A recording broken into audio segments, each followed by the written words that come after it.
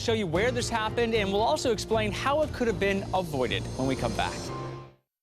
Critics blasting Tuesday's election results, which they say now means liberal radicals will be running America's three largest cities, New York, Los Angeles, and Chicago. And with a socialist Democrat about to take the reins in the Big Apple, economists say it's the beginning of the end for New York City, with a mass exodus ahead for America's financial hub. And joining us now to discuss is former Trump White House economic advisor Steve Moore. Good morning to you, Steve. Now, you say the exodus of talent and capital leaving New York City is just going to accelerate.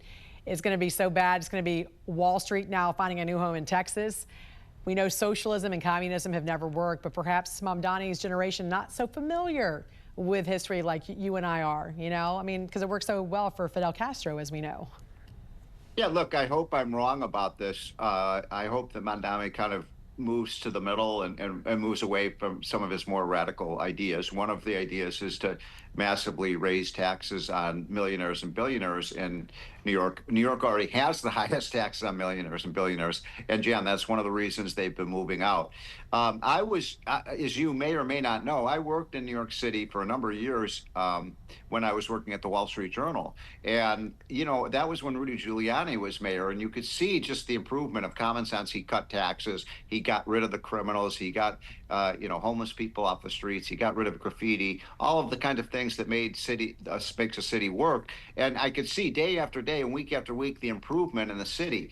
And I don't want to see all those kind of policies reversed. And it's almost like Mamdani wants to be Giuliani in reverse, and that would be really a setback for the city. But, you know, when you say about people leaving New York City now, they've been leaving, as you know. And in fact, over the last 10 years, New York State has lost 2.5 million people, most of them leaving New York City. So, look, this is our empire city. It's the most important city in America. It has 8 million residents. I wish the best for the city. I hope that New York City survives this, and I don't want to see its decline, but I'm not optimistic right now. Well, they have been leaving for various reasons, obviously. Now, though, don't you think it's going to get to a point where it's just not even affordable? You can't even afford to live there with some of these policies that he wants to enact.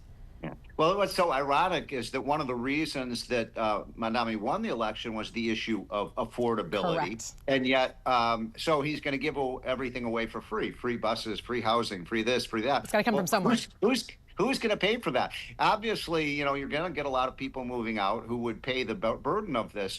And here's my prediction to you. I believe within a year or two, Mamdani is going to come with his hand out to Washington, D.C. and say, bail us out. And I don't think, you know, under this regime in Washington, they're going to bail out New York City. Yeah.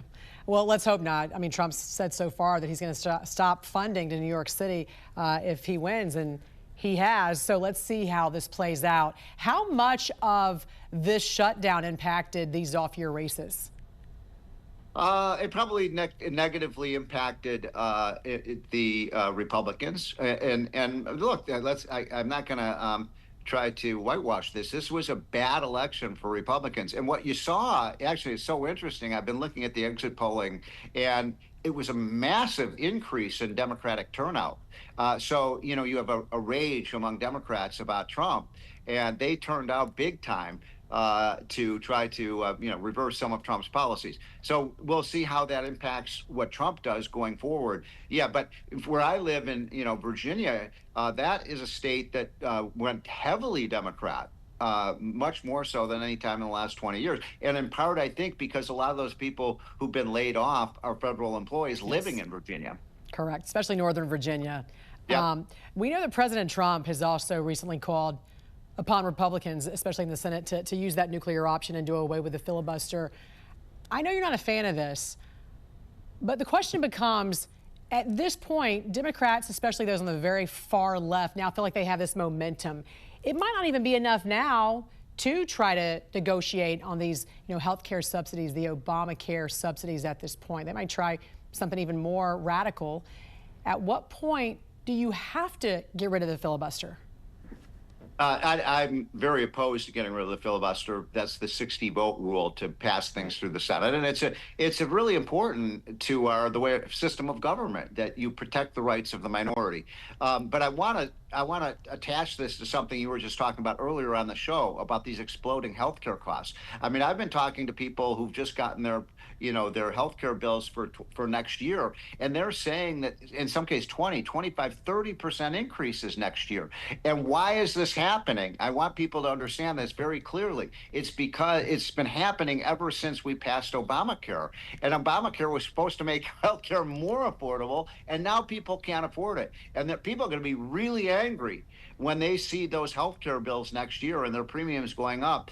As I said, sometimes 20, 30, even 40%. Can you explain this? How are people going to afford that? Yeah, can you explain this? Let's talk about Obamacare very quickly, because Medicare and these expanded subsidies, because taxpayers now cover, what, 87% of all premiums, I read? Yes. So that's a massive increase from 2018, from 77% according to this chart. Yeah, this is an important point. That, first of all, the people who are lobbying the hardest in Washington to expand the Obamacare subsidies are the health insurance companies. They're the people who've gotten rich off of Obamacare, because basically all that money is just flowing right into their coffers. And now, the Obamacare subsidies are paying 80% of people, even though the government is paying a large part of the premiums, they're still going up on people. So you couldn't invent a system that is worse. My own attitude is people should have catastrophic health insurance, and then you have much lower premiums, and people would pay more out of pocket.